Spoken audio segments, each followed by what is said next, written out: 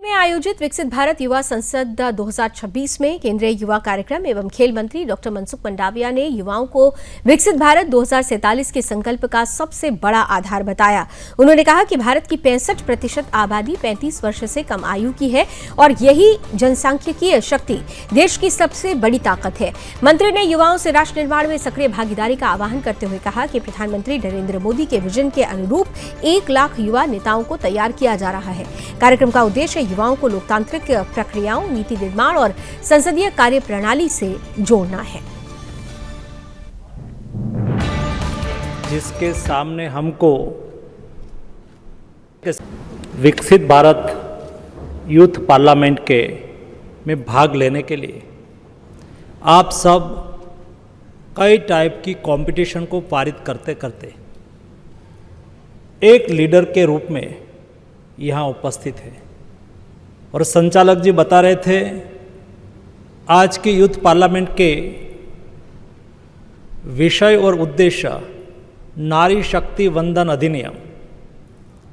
शायद पार्लियामेंट के फ्लोर पर तो लास्ट सेशन में हमारी वर्तमान डेमोक्रेसी में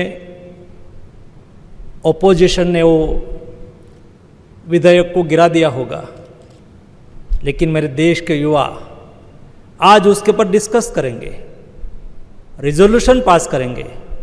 मुझे पूरा विश्वास है कि देश की युवा शक्ति देश की महिलाओं के सम्मान में ही निर्णय करेंगे।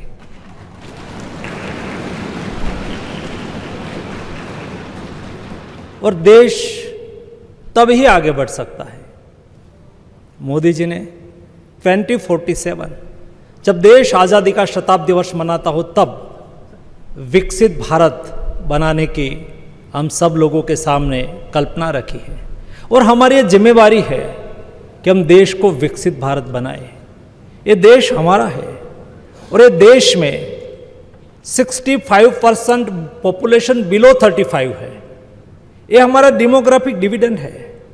युवा हमारी शक्ति है, युवा समाधान भी है, युवा संकल्प भी है। युवा जब संकल्प करेगा तो समस्या का समाधान युवा ही ढूंढ सकता है। और इसलिए जब देश आज़ादी का अमृत महोत्सव वर्ष मनाता था उस वक्त दिल्ली के रेड फोर्ट से मोदी जी ने कहा कि 25 साल यानी कि आज़ादी का अमृत महोत्सव वर्ष से आज़ादी का शताब्दी महोत्सव वर्ष, ये 25 साल